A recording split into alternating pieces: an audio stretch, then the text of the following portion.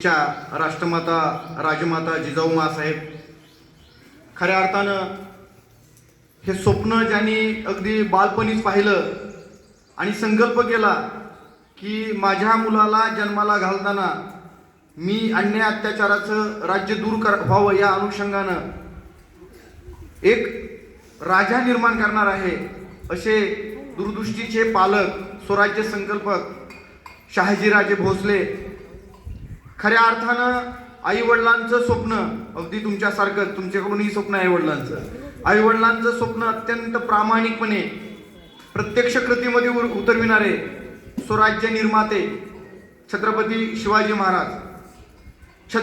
शिवाजी महाराजाच्या मृत्यूनंतर हे राज्य आपलं नव्हतंच, ते रयतेचंच आहे आणि हे रयतेचं कल्याणकारी राज्य टिकलं पाहिजे या भूमिकेतून शेवटच्या श्वासापर्यंत आपलं मरण तलवारीवरती पेलवून ठेवून ज्यांचा की आता बलिदान मास चालू आहे, हे राज्य पेलवून आपलं मरण तलवारीवरती पेलवून ठेवणारे दूरदृष्टीचे स्वराज्य रक्षक छत्रपती संभाजी महाराज खऱ्या अर्थानं या देशामध्ये पहिल्यांदा शिवजयंती साजरी जर कोणी केली असेल तर ती महात्मा ज्योतिबा फुलेंनी सुरू केलेली आहे.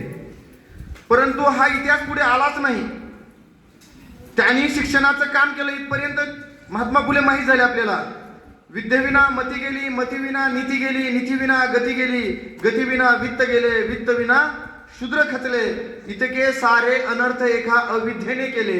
हा महामंत्र, कानमंत्र नाही, महामंत्र तुमच्या आमच्या जीवनाचा जीवन मंत्र झाला, विकासाचा मंत्र झाला. जो महामंत्र दिला असे क्रांतीसूर्य महात्मा ज्योतिबा फुले. त्यांच्या विचारांचा वसा आणि वारसा राजा झाल्यानंतर पुरोगामी विचाराचा शब्द वापरला सरांनी. ते पुरोगामित्व शाहू महाराजांनी आपल्या राज्यामध्ये निर्माण केलं.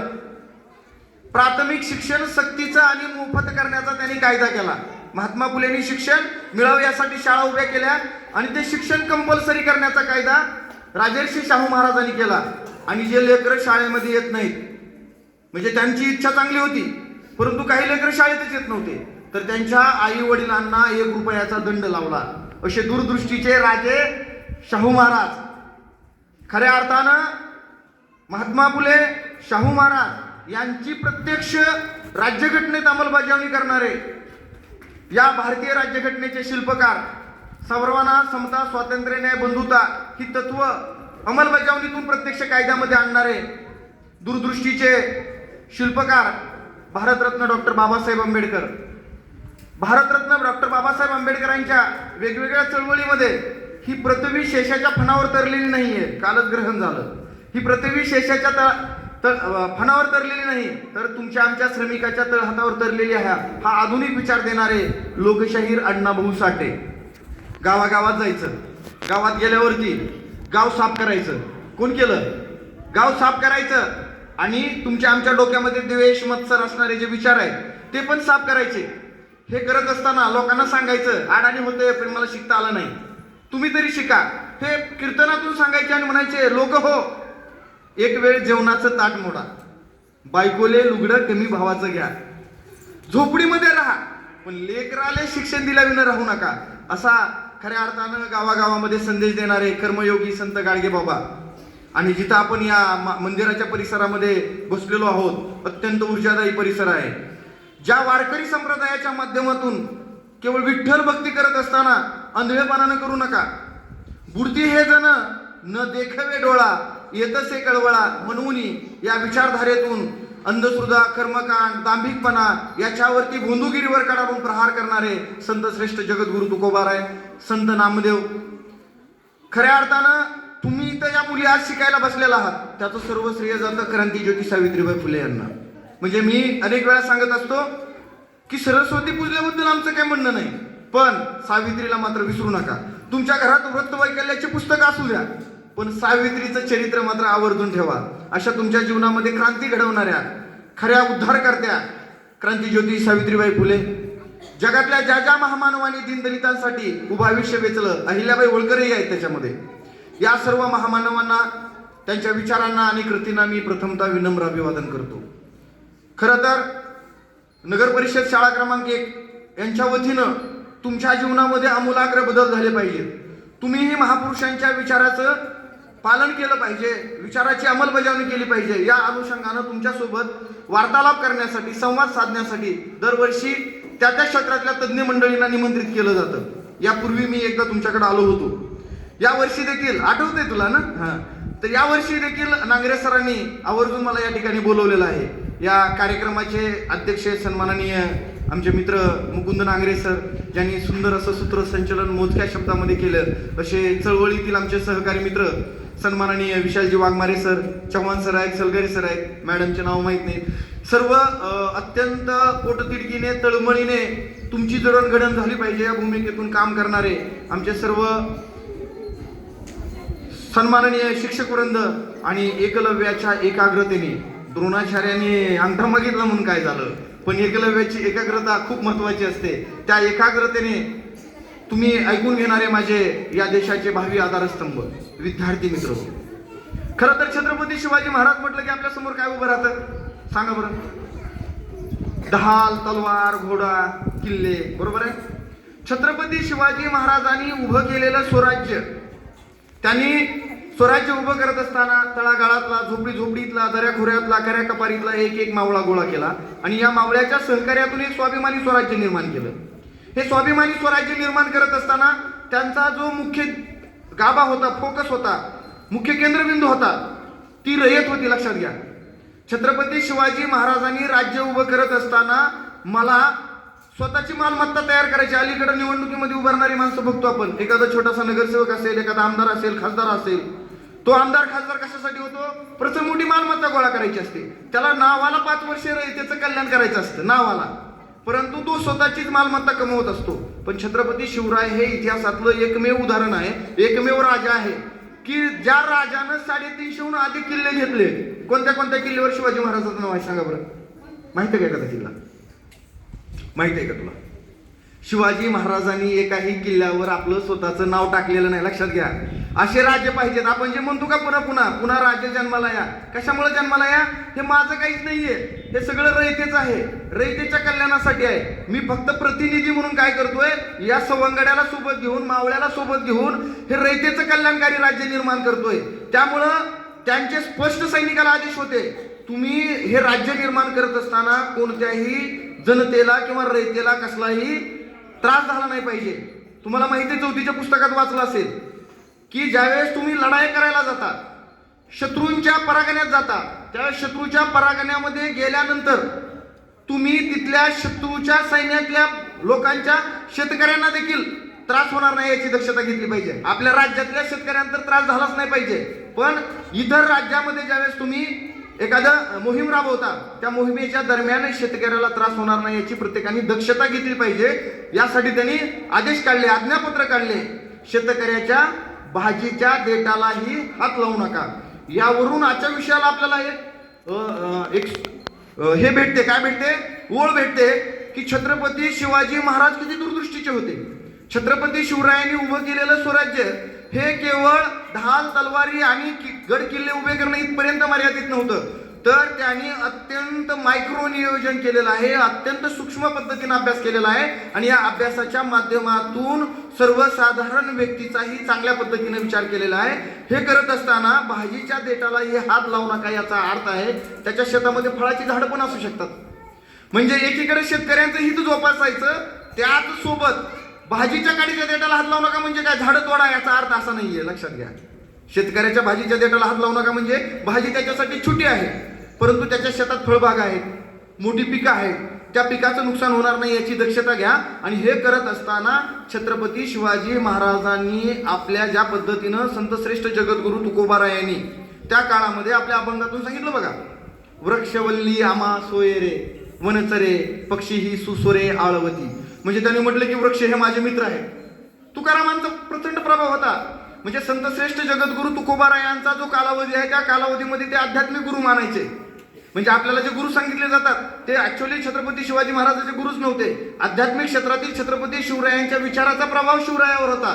हे अध्यात्म क्षेत्रामध्ये काम करत होते आणि छत्रपती शिवाजी महाराज राज्यकारभारात काम करत होते. म्हणजे त्यांनी केलेलं काम प्रत्यक्ष अंमलबजावणी करण्याचं काम हे छत्रपती शिवरायांनी केलेलं आहे.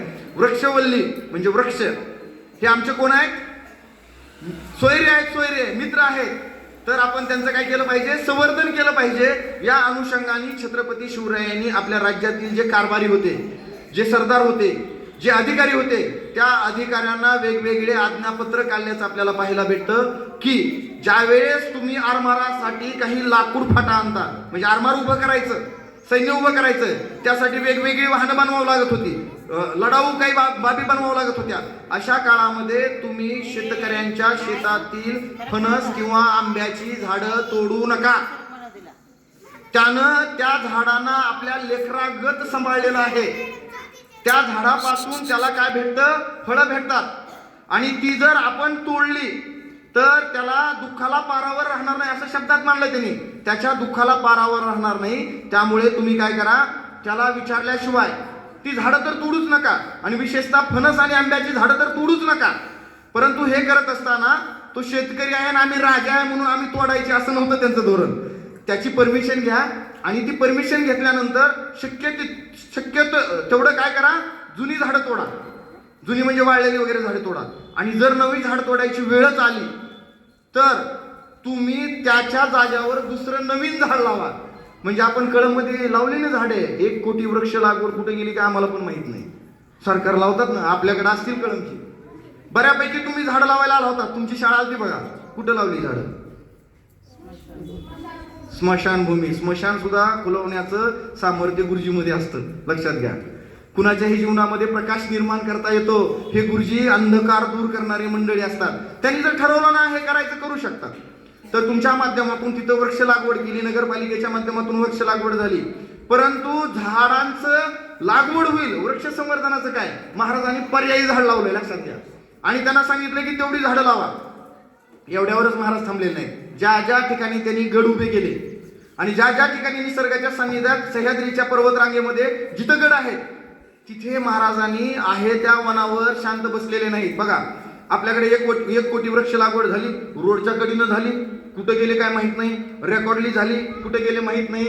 आता ते तुमच्या आमच्या सारख्याच्या दूरदृष्टीतून किंवा अवेअरनेसमुळं ती जिवंत राहतील. का तर आपल्या लक्षात आलं असेल की कोरोना काळामध्ये जर माणूस कोरोनाग्रस्त झाला तर त्याला काय द्यावं लागत होतं, ऑक्सिजन. ऑक्सिजन कुठून येतो, झाडातून. म्हणजे एक व्यक्ती जर असेल तर एका व्यक्तीला किमान 1 झाड लिंबाचं असेल किंवा वडाचं असेल, वडाचं जास्त देतं, तर ते झाड काय करतं, एका व्यक्तीला पुरेल एवढं ऑक्सिजन देतं. मग लक्षात घ्या, आपल्या देशाची जेवढी लोकसंख्या आहे त्याच्या तुलनेमध्ये आपल्या देशामध्ये झाडं त्या तुलनेत कमी आहेत.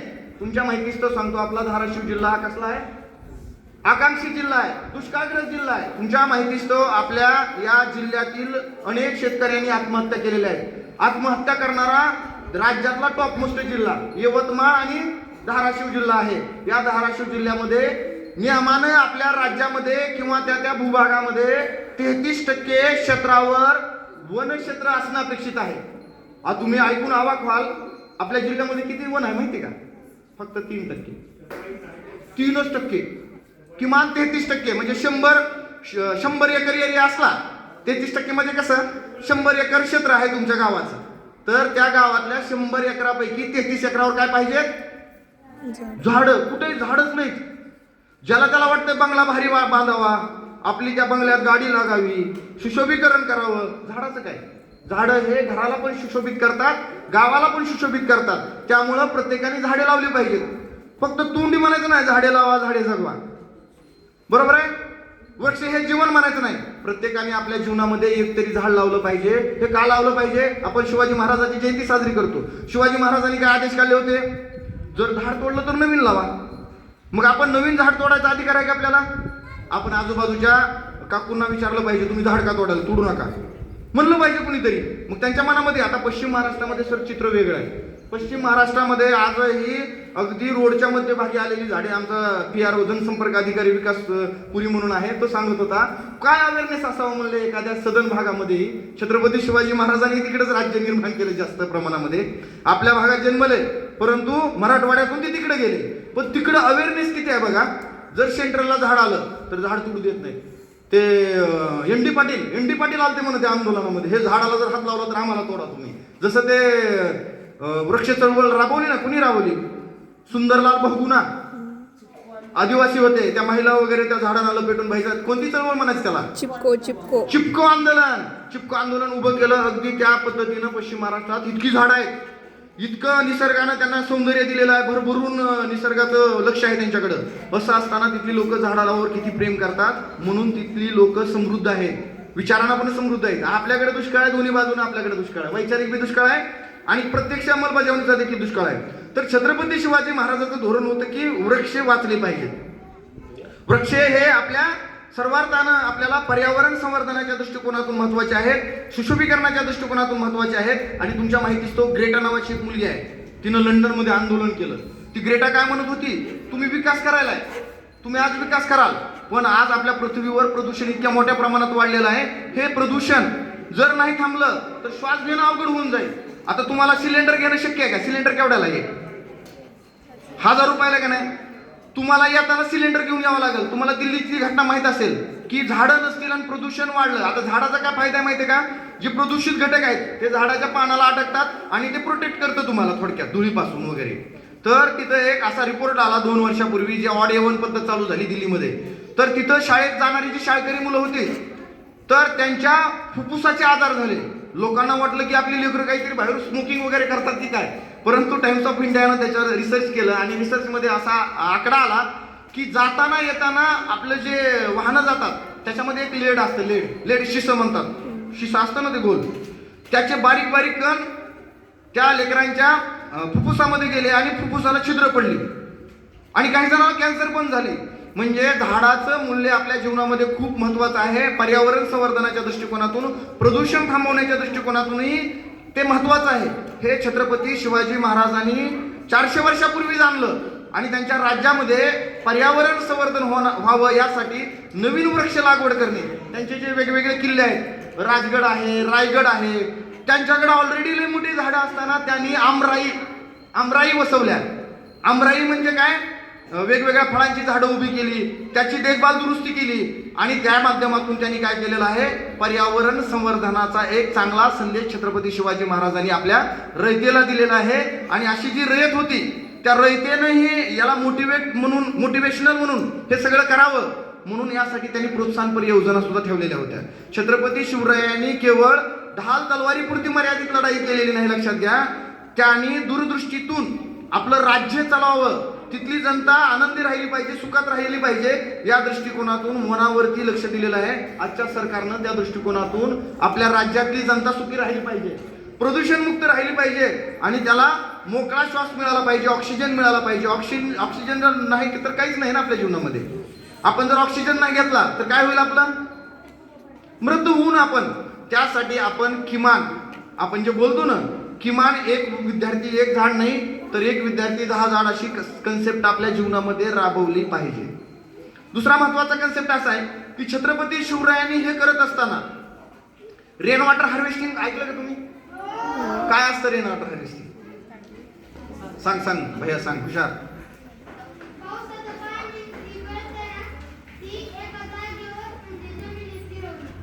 एक्झॅक्टली, याच्याबद्दल एकदा टाळ्या वाजवा. त्यानं खूप छान पद्धतीने सांगितलेलं आहे. बघा, हे उद्याचे देशाचे भावी आधारस्तंभ आहेत. छत्रपती शिवरायांचे खरे मावळे आहेत. त्यांना या वयामध्ये रेन वॉटर हार्वेस्टिंग कळतं. याच्यासारखं आणखीन महत्वाचं काम काय करू शकतात विद्यार्थी? तर त्याच्यामध्ये जी दूरदृष्टी आहे ती दूरदृष्टी उद्या प्रशासनात गेल्या तर चांगल्या पद्धतीनं राबेल. जे वरचं पाणी पडतं पावसाचं ते काय होतं? जमिनीवर पडतं. जमिनीवर पडून ते नाल्यातून वगैरे नद्याद्वारे कुठं जातं? समुद्राला जातं. समुद्राला गेलेलं पाणी आपल्याला वापरात येतं का? तर छत्रपती शिवाजी महाराजांनी अत्यंत दूरदृष्टीतून त्यांच्या वेगवेगळ्या गडावर, रायगडावर, राजगडावर जे पाणी त्यांच्या गडावर पडतं तिथं तलाव बांधले आणि ते पाणी स्टोअर केलं.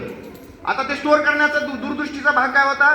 तिथं सैन्य राहत होतं आणि यदा कदाचित दुष्काळ पडला तर पाणी आणायचं कुठून? तर ती वर्षभर त्या सैन्याची काय व्हावी, सोय व्हावी या अनुषंगानं तिथं तलाव बांधलेले आहेत, पाण्याच्या टाक्या बांधलेल्या आहेत. रायगडावर 21 टाक्या आहेत. 9 सागर आहे तिथं, गंगा सागर सहित वेगवेगळे सागर आहेत तिथं. 9 सागर आहेत आणि आजूबाजूला सुद्धा त्यांनी पडणाऱ्या पावसाचं पाणी स्टोअर केलेलं आहे. म्हणजे थोडक्यात जे जमिनीवर पडणारं पाणी आहे, चालणारं पाणी काय केलंय? त्यांनी स्टॉप केलंय.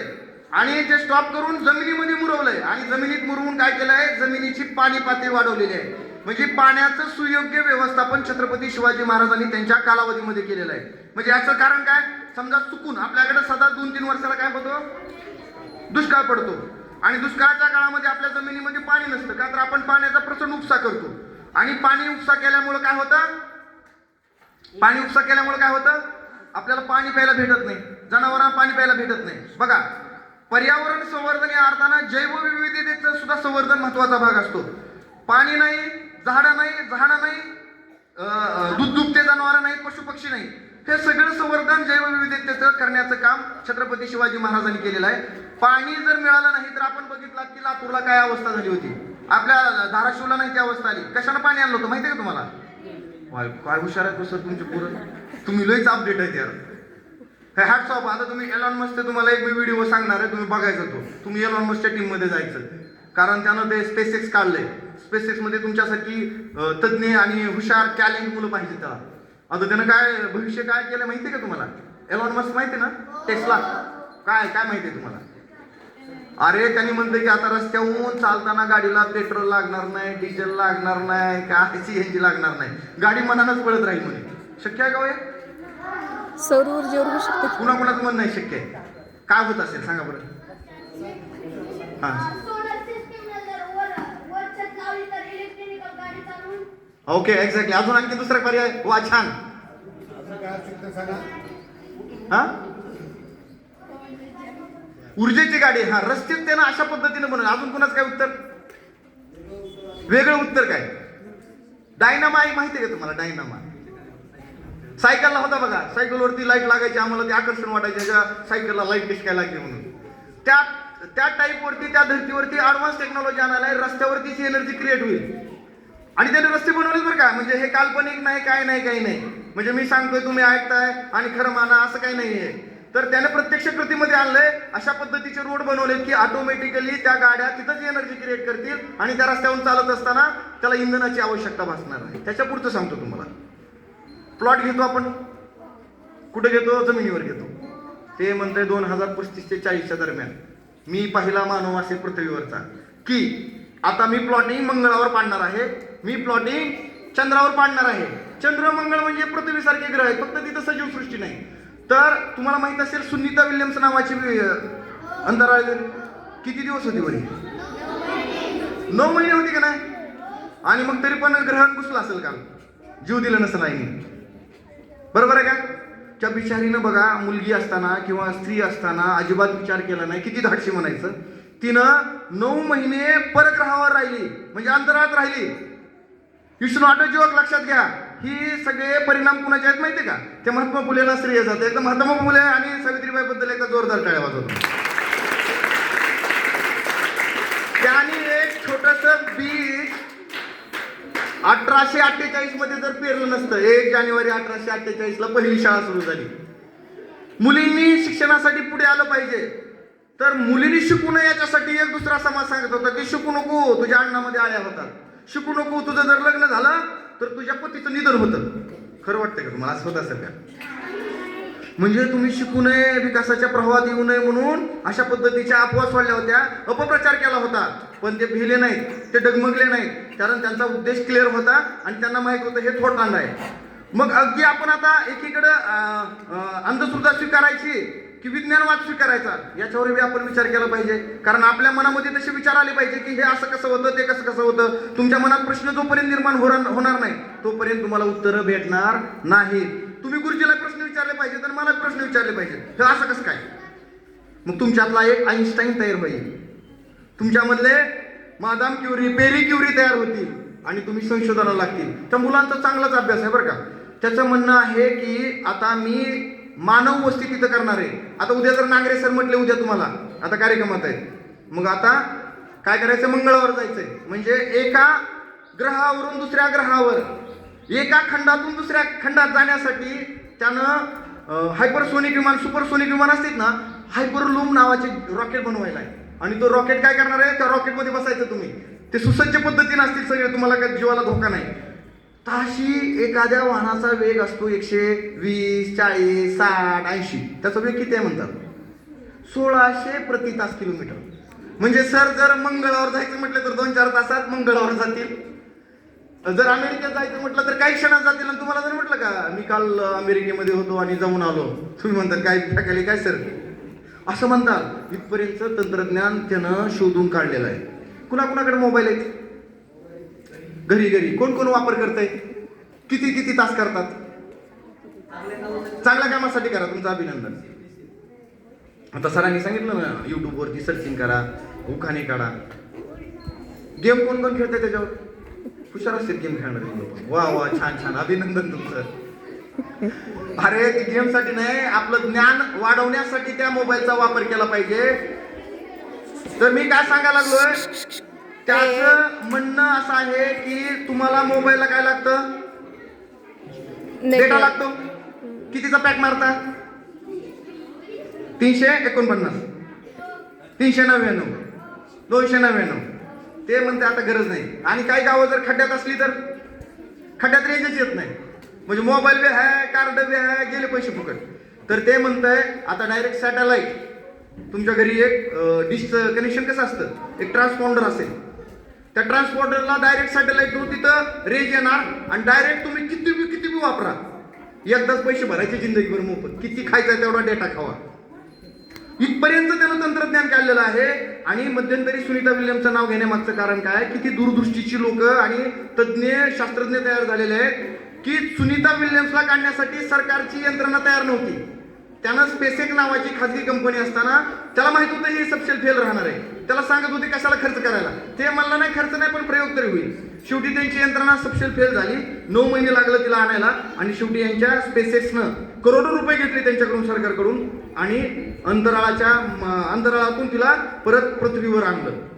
म्हणजे इथपर्यंतचे प्रयोग त्यानं सिद्ध केलेले आहेत. आणि येणारा काळ तितका धामधुमीचा आहे. तुमच्या माहितीच तुम्ही बोलायला का, मला वाटलं लय मोठी माहिती साठवायची. बरोबर आहे, माझ्या मेमरीमध्ये त्यानं चिप काढल्या, चिप म्हणजे एक्सटर्नल डिस्क कशी असते का. मी तुम्हाला काय सांगायला, तुम्ही जरा जिज्ञासू वाटलात म्हणून मी तुम्हाला ही माहिती सांगायला लागलोय. एलॉन मस्क इतकं पुढे गेला ना, तुमचा डेटा एक्सट्रॅक्ट करायचा, हार्ड डिस्क मध्ये टाकायचा, त्या दिलेल्या चिप मध्ये कनेक्ट केला की तुम्ही भाषण करा चालू, कोणत्याही विषयावर काही बोलू शकता. म्हणजे येणारा जमाना हा आर्टिफिशियल इंटेलिजन्सचा आहे, कृत्रिम बुद्धिमत्तेचा आहे. कृत्रिम बुद्धिमत्ता म्हणजे काय, माणसाप्रमाणेच आता मशीन काम करायला लागतील. दिल्लीला एक अधिवेशन झालं, त्या अधिवेशनामध्ये तुमच्यासारखी चिमुकली होती. त्या चिमुकलीने छोटे छोटे रोबोट बनवले. परवा तर ते वेगवेगळे कुंभमेळे व्हालेत ना, त्यांना डायरेक्शन दाखवण्यासाठी 7वीच्या मुलांनी, सर आवर्जून सांगतो, 7वीच्या मुलांनी रोबोट बनवले. रोबोट काय करत होते, त्यांना समजा दर्शनासाठी तिकडे जायचे, तर ते रोबोट सांगत होते की तुम्ही असं असं जावा, तसं तसं जावा, ते तुम्हाला बरोबर डायरेक्शन त्यांच्या सोबत येऊन. म्हणजे रोबोट, आता रोबोटचा जमाना आहे, आर्टिफिशियल इंटेलिजन्सचा जमाना आहे. या जमान्यामध्ये टिकण्यासाठी आता तुम्हाला तुमच्या ज्ञानाच्या कक्षा वाढवाव्या लागतील. आणि इथं सगळी तज्ज्ञ मंडळी, शिक्षक आहेत तुम्हाला, म्हणजे चौफेर अभ्यास असणारे. विशाल सरांचा सुद्धा महापुरुषावरचा प्रचंड मोठा दांडगा अभ्यास आहे. गेली अनेक वर्षापासून त्या या क्षेत्रामध्ये काम करतात, साहित्यिक अंग आहे. म्हणजे संवेदनशील असणारी माणसं. आणि आर्टिफिशियल इंटेलिजन्सचा जमाना, आता याचा मोठा घोळ होणार आहे सर. ती जर माणसं आली तर आपल्यावर कंट्रोलिंग करतील, हा मोठा धोका आहे. की धोका यासाठी आहे की सुपर इंटेलिजन्स नावाची जी कन्सेप्ट आहे, छत्रपती शिवाजी महाराज जर असते, त्यांनी पर्यावरण जल व्यवस्थापन करत असताना त्या एलॉन मस्कलाच बोलवलं असतं इकडे म्हणले असते, आमच्या देशासाठी तुला काय करता ते सांग. आणि जगावर राज्य केलं असतं त्यांनी. इथपर्यंतची महाराजांची दूरदृष्टी होती. म्हणजे महाराजांच्या दूरदृष्टीचे अनेक पैलू आहेत. त्यातला एक पैलू आपण सांगतोय की बाबा जल व्यवस्थापन आणि पर्यावरण संवर्धन कशा पद्धतीने करत होते. महाराजांनी ज्या लढाया केल्या, त्या लढाया ढाल तलवारीवर जिंकलेल्या नाहीत, लक्षात घ्या. इतिहासात जे सांगितलं ना, त्यांच्या बुद्धीच्या लढाया जास्त आहे. आजचा काळ बी नॉलेज इज पॉवर, ज्ञान ही शक्ती आहे. आणि जी शक्ती ज्याच्याकडे आहे ना, तो जगातला सगळ्यात श्रीमंत. आता दारिद्र्य रेषेची पुन्हा व्याख्या बदलली. म्हणजे लय गरीब आहे, पैसे नाहीत, आर्थिक दृष्ट्या कमकुवत आहे, असा घटक म्हणजे दारिद्र्य रेषेखाली नाहीये. त्याच्या पुढेची व्याख्या गेली, ज्याला कॉम्प्युटर हँडल करता येत नाही, ज्याला इंटरनेट कळत नाही, बरोबर आहे, जो ज्ञान समृद्ध नाही करंट टेक्नॉलॉजी प्रमाणे, तो म्हणजे काय, गरीब. मग तुम्हाला गरीब राहायचं काय एक जगात, तुम्हाला यश मिळवण्यासाठी प्रचंड ज्ञान मिळवावं लागेल. आणि हे ज्ञान मिळवलं की ऑटोमॅटिकली तुमची प्रगती झाल्याशिवाय राहत नाही. आता आपण येऊयात परत छत्रपती शिवाजी महाराजांवर. ही चलत तुम्हाला सांगितलं की एलॉन मस्कला सर्च मारा आणि एलॉन मस्क काय काय करतंय त्याला जरा ट्रॅक करा. ट्रॅक कशामुळे करा, तुमच्या जीवनाची जडणघडण करण्यासाठी तो तुम्हाला एक मार्ग दाखवेल, पाथ दाखवेल. तुम्हाला म्हणणार नाही की हे बघा ते बघा, आता जेवणच करू नका, पाणीच घरातलं उलटून द्या, असं म्हणणार नाही. लक्षात घ्या, तुम्हाला तुमच्या विवेक बुद्धीवरती टिकणारं ज्ञान देतो आहे. म्हणजे रॉकेट त्या पद्धतीनं बनवतोय, ट्रान्सपॉर्टर त्याच्या पद्धतीनं बनवतोय, तुमच्या डोक्यातला डेटा काढून एक्सट्रॅक्ट करण्याचं न्यूरोलिंक म्हणतात सर त्याला. न्यूरोलिंक देतो, डायरेक्ट न्यूरॉनला लिंक भेटते आणि त्याच्या माध्यमातून तुम्हाला संदेशवहन कम्युनिकेशन करायला देखील सोपं जात आहे. हा सगळा काळ असताना छत्रपती शिवाजी महाराजांचे त्या काळातले दूरदृष्टीचे विचार आजच्या काळाला देखील लागू होतात. पर्यावरणाचा ऱ्हास होतोय म्हणून छत्रपती शिवाजी महाराजांनी रयतेमध्येच ही गुण वर्धिंगत केला की तुम्ही झाडं तोडू नका, झाडाचा फटाबी तोडू नका, आणि आरमाराला लागत असला तरी तोडू नका. शक्यतो तुम्ही काय करा, जी झाडं कामाची नाही तशा झाडांचा फटा तोडला तर नवीन झाड लावा. बरोबर आहे. त्याशिवाय त्यांचे काही आदेश होते. लक्षात घ्या, संध्याकाळी त्यावेळेस आपल्यासारख्या लाईटी नव्हत्या, तिकडच्या अंधारात कागदाला झोपावं लागायचं. मग त्यावेळेस काय लावत असतील, ते छोट्या कागदाने घेतलं त्याच्यावर दिवे लावायचे. दिव्यामध्ये काय असायची, वात दिव्यामध्ये वात असायची. मग त्यांनी बघा किती बारकाईनं आपल्या सैनिकाला आदेश दिलेत, की सैनिकाला आदेश दिलेत आणि रयतेला पण आदेश दिलेत की सायंकाळच्या वेळी दिवे लावल्यानंतर झोपेच्या वेळी तुम्ही त्या दिव्यामधली वात विझवून टाका. तुम्ही जर ती वात विझवली नाही तर उंदीर येतील, काहीतरी खाण्याच्या आमिषाने त्या वातीला पकडतील, पळाली म्हणून घेऊन कुठेतरी पळतील आणि पळून जाऊन काय करतील, बाहेर कडब्याच्या गंजा. कडबा म्हणजे काय, जनावरांचा चारा. कडबा मोठ्या गंजी असतात ना खेड्यामध्ये, त्या कडब्याच्या गंजीच्या जवळ जातील आणि मग त्याचे छिद्र कुठं आहे, त्या गंजीच्या खाली आहेत. मग चुकून ती वात वरी राहील आणि गंजीला आग लागेल आणि गंजीला आग लागल्यानंतर काय होईल, जनावरांचा चारा उद्ध्वस्त होईल, नष्ट होईल आणि मग जनावरांना, त्या गाईला बिचारीला खायला काय भेटणार नाही. मग तिचे पिले आहेत, पुन्हा दूध देते ती दूध पण छोट्या छोट्या लेकरांना मिळणार नाही. त्या दृष्टिकोनातून तुम्ही काय करा, संध्याकाळी ती दिवा बत्ती बंद करा म्हणून स्पष्ट आदेश आहेत. कसला राजा बघा ना, राजानं सांगायचं असतं का असं असं करा. मग आजचे राजे म्हणले असते का, मग जिवंत राहा, मला काय देणं घेणं नाही. बरोबर आहे. म्हणजे छत्रपती शिवाजी महाराजांची इतकी मोठी दूरदृष्टी होती की रयतेचं कल्याण, आणि कल्याण करत असताना छोट्या छोट्या बाबी ज्या त्यांना आयडेंटिफाय झाल्या त्याच्यावरती त्यांनी काम केलेलं आपल्याला पाहायला भेटतं. म्हणून छत्रपती शिवाजी महाराज आपण अभ्यासताना छत्रपती शिवाजी महाराजांची ढाल तलवार इथपर्यंतच नाही अभ्यासली पाहिजे. त्यांचे जे विविध पैलू आहेत, महिलांच्या सुरक्षितेच्या संदर्भातले विविध पैलू आहेत, महिलांच्या सुरक्षितेच्या संदर्भात त्यांनी जी न्यायाची भूमिका मांडलेली आहे ती न्यायाची भूमिका सुद्धा आपण नीट अभ्यासली पाहिजे. आणि ज्यावेळेस तुम्ही प्रशासकीय अधिकारी होतात ना, त्यावेळेस छत्रपती शिवाजी महाराजांना स्मरून, डॉक्टर बाबासाहेब आंबेडकरांना स्मरून, महात्मा फुलेंना स्मरून तुम्ही काम केलं पाहिजे. हा या विचारधारेमागचा उद्देश आहे तुमच्यासोबत संवाद साधण्याचा. ज्यावेळेस तुम्ही मोठे व्हाल, कुणी कुणी काय स्वप्न बघितलेत की नाही, कोण कोण काय काय होणार आहे, इकडली संख्या आहे बाबा.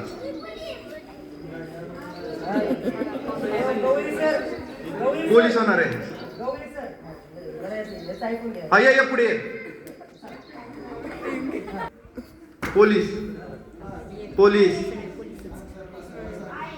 बघा, त्याला IAS होण्यासाठी काय करावं लागतंय सांगा. IAS होण्यासाठी UPSC ची परीक्षा असते. ती UPSC ची परीक्षा तुम्हाला लय कष्ट करावं लागते. बाबासाहेब आंबेडकरांनी किती तास अभ्यास केला माहितीये, तुम्हाला आपलं जगणं विसरून जावं लागतं आणि 18 तास अभ्यास करावा लागतो. हाय का तुमची तयारी? तयारी नाही. बाबासाहेबांच्या जीवनातला एक प्रसंग सांगतो चलत चलत. ते मिलिंद महाविद्यालयामध्ये संभाजीनगरला यायचे. आल्यानंतर त्यांच्या विचाराचे कार्यकर्ते तिथं जमायचे.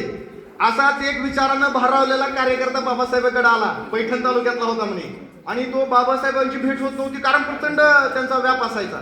शेवटी तो लय वेळ थांबला. त्यांचा शिपाई काय मध्ये सोडतच नव्हता बाबासाहेबांना भेटायला. मग ते शेवटी थांबले आणि बाबासाहेबांकडे त्यांची 2 मुलं शिकलेली होती. आणि तो बाबासाहेबांना विचारायला आला होता की मी माझ्या मुलांना काय करू, म्हणजे मला तुमचा अभिमान आहे, तुम्ही लय ग्रेट झाला, मला पण तुमच्यासारखं बनवायचंय. त्यावेळेस बाबासाहेबांच्या त्या भेटीसाठी तो आतुरलेला होता, शिपाईमध्ये सोडत नव्हता. शेवटी अंधार पडल्यानंतर बाबासाहेबांना भेटण्यासाठी त्या शिपायानं त्या व्यक्तीला मध्ये सोडलं. व्यक्तीला सोडल्यानंतर बाबासाहेब त्याच्याकडे म्हणले बराच वेळ झाला बसला असं म्हणत होते म्हणले आमचे सेवक. हा बोला तुमचं काय काम आहे म्हणले. काय अडचण आहे का गावाकडं? ती म्हणले अडचण काय नाही, ही माझी 2 मुलं आहेत आणि माझी इच्छा आहे की तुमच्यासारखं बनवायचं याला.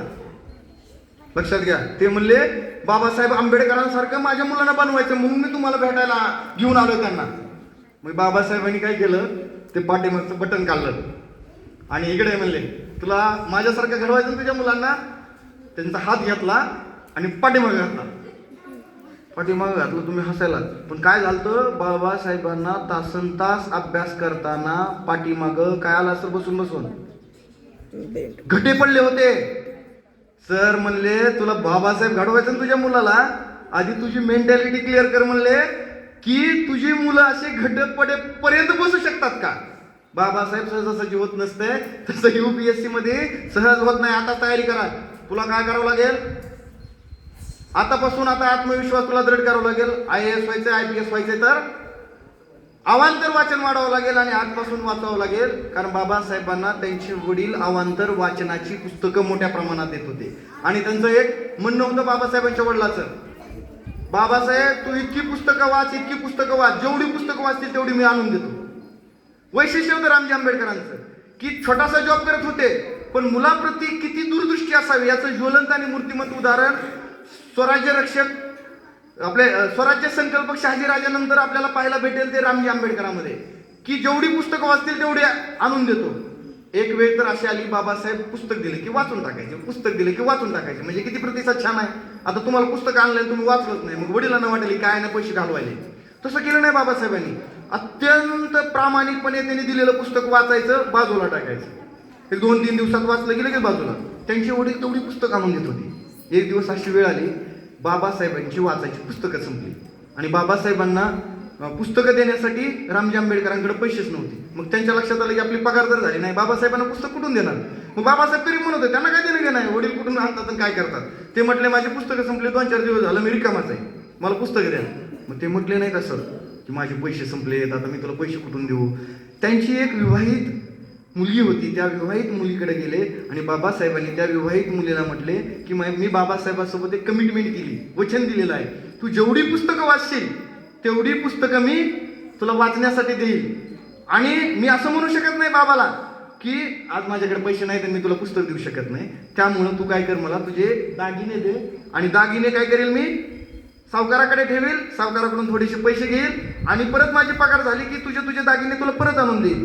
म्हणजे वडील सुद्धा बाबासाहेबांचा किती छंद पुरवित होते हे आपल्या लक्षात येतं. म्हणून बाबासाहेबांसारखे पालक तुम्हाला मिळणं आजच्या काळात तर काय पुस्तक देणं अवघड नाही, पण त्या काळामध्ये बाबासाहेबांना प्रचंड पुस्तकांचं वाचन व्हावं या अनुषंगानं त्यांच्या वडिलांनी त्यांचा छंद पुरवला. जगातले एकमेव आहेत बाबासाहेब, सर्वाधिक 25,000हून अधिक पुस्तकं वाचली त्यांनी. घर प्रत्येक जण बांधतंय, बरोबर आहे, सुंदर बांधतंय, बंगला असावा वाटतंय, गाडी असावी, गाडीमध्ये 2 लेकरं आपली बायको वगैरे वगैरे घेऊन फिरावं वाटतंय. बाबासाहेब एकमेव आहेत की त्याने आपल्याला स्वतःला राहायला घर बांधलं नाही. कशाला घर बांधलंय? पुस्तकाला. राजगृह आजही तिथं ते पाहायला भेटतं. आणि या राजगृहामध्ये बनारस विद्यापीठाचे पंडित मदन मोहन मालवीय जे की संस्थापक होते, ते बाबासाहेबाकडे आले आणि ती पुस्तकं पाहिल्यानंतर त्यांना हाव झाली की पुस्तक नेऊ का, ती पुस्तक नेऊ. आणि बाबासाहेबाकडून कसं फुकट न्यावं म्हणले, त्यांनी ती कष्टातून आणलेले आहे. तर कष्टातून आणलेले आहे ते म्हटल्यानंतर त्यांना जरा थोडंसं वाटलं की हे विकत नाही. बाबासाहेबांना म्हटले बाबासाहेब तुमच्याकडे खूप निवडक पुस्तक आहे आणि जगात कुठंच नाही, ती धर्मशास्त्राची आहेत, अर्थशास्त्राची आहेत, समाजशास्त्राची आहेत, संविधानाची आहेत, ही सगळी पुस्तकं, याची किंमत सांगा म्हणजे किती रुपये. बाबासाहेब त्यांच्याकडे बघत बसले. मी म्हणले माफ करा, मी तुम्हाला पुस्तक विकू शकत नाही. काय विकू शकत नाहीत म्हणले? मी म्हटले ही पुस्तकं माझी कुडी आहे. कुडी म्हणजे काय रे? शरीर. कुडी म्हणजे काय? शरीरामध्ये कुडी असते. शरीर शरीर शरीर तर शरीर झालं, कुडी आत्मा, प्राण म्हणतो ना, माणूस मरतो कधी, प्राण निघून गेल्यावर ना. तर हे पुस्तकं माझी कुडी आहेत, प्राण आहेत. मी जर तुम्हाला हे विकली तर माझ्या जीवनाला अर्थ किंवा ह्या शरीराला अर्थ उरणार नाही, त्यामुळे मी पुस्तकं तुम्हाला विकणारच नाही म्हणले. तुम्हाला पाहिजे तर वाचायला न्या. म्हणजे पुस्तकावर किती प्रेम करत होते बाबासाहेब हे याच्यावरून लक्षात येतं. IAS तेवढं पुस्तकावर आपण प्रेम करायला पाहिजे. आणि आपले शालेय पुस्तकं सोडून जनरल नॉलेजची पुस्तकं आजपासून नाही, आतापासून सुरू करायचं. आज 5 वाजता जाऊन संदीप बुक डेपो मधून एक जनरल नॉलेजचं पुस्तक घ्यायचं. वाचनालय पण आहे आपल्याकडे म्हणते सर, तिथली पुस्तकं वाचा. म्हणजे वाचण्यानं काय होतं, तिथल्या तुमच्याकडे परत संग्रही नसतं, त्यामुळे आणखी ज्ञानवर्धिंगत होतं. त्या दृष्टिकोनातून आपण आपल्या जीवनामध्ये त्या पद्धतीचा अंगीकार करावा अशी मी तुमच्याकडून अपेक्षा व्यक्त करतो. कारण तुम्ही या देशाचे खरे टॅलेंटेड सायंटिस्ट आहेत. खरे तुम्ही छत्रपती शिवरायांच्या विचाराचे प्रशासकीय अधिकारी तुमच्यामध्ये दडलेला आहे. तर त्या दृष्टिकोनातून तुम्ही तसा विचार करावा.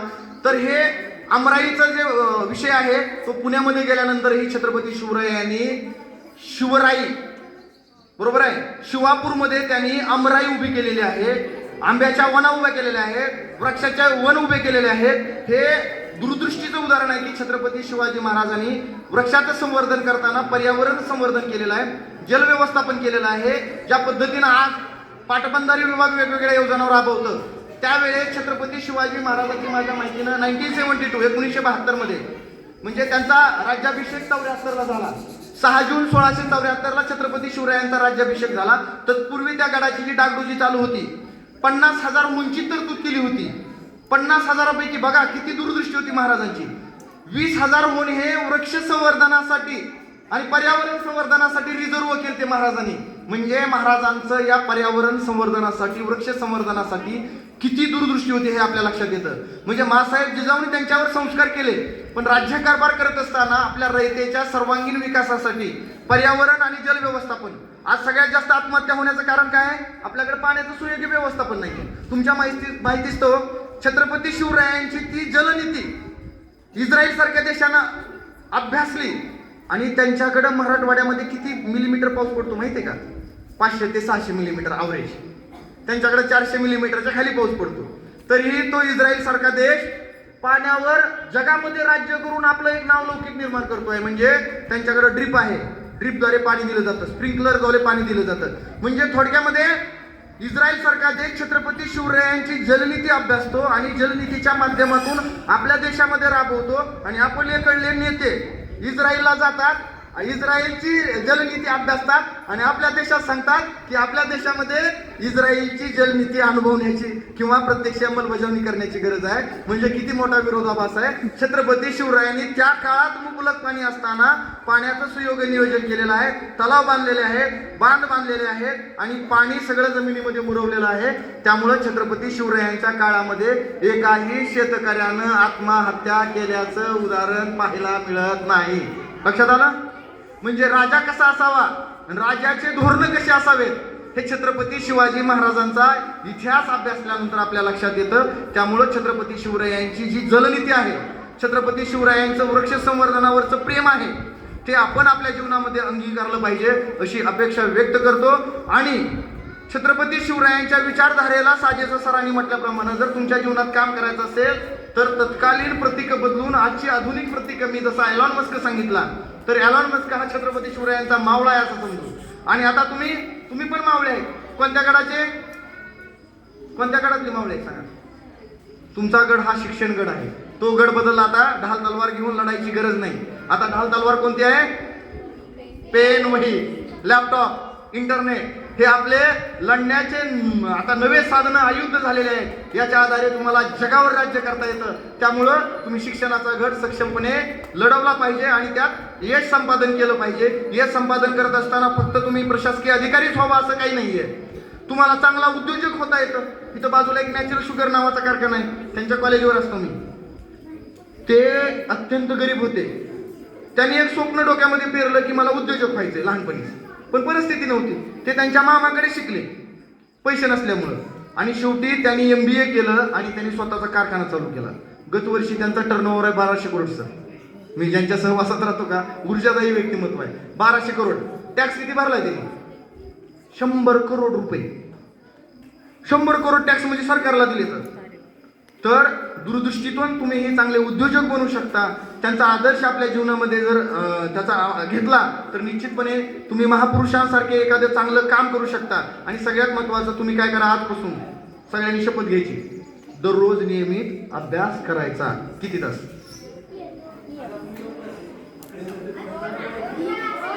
2 तास. अजून 18 तास करणार का? पुन्हा ते घोळ होते. बाबासाहेबांनीच करू जाणार. किती तास?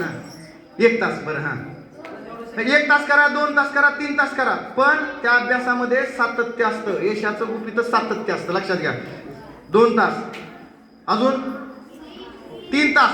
जे काही तुम्ही अभ्यास करणार आहे, आज 2 तास केला तर कंटिन्यू 2 तास करा. सातत्याला खूप महत्व आहे, कारण जे जे अधिकारी होतात त्यांचं म्हणणं आहे की सातत्यपूर्ण अभ्यास हे माझ्या यशाचं गुपित आहे.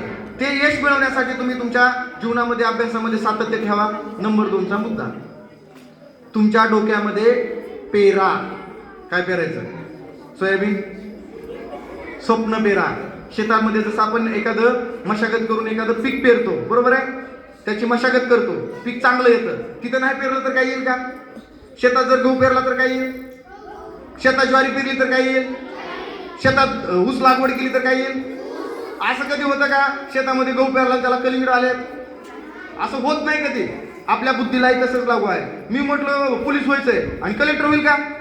परीक्षा नाही दिल्यावर कसं होईल? त्यामुळं आजपासून तुमच्या डोक्यामध्ये स्वप्न पेरा, आणि स्वप्न पेरत असताना प्रामाणिकपणे अभ्यास करा, निष्ठेनं अभ्यास करा, आणि आई वडिलांना कॉन्फिडन्स द्या की तुमचे जे स्वप्न साकार झाले नाही, तुम्ही जे काबाड कष्ट करताय ना, तुम्ही जो संघर्ष करताय तो संघर्ष मी दूर करणार आहे.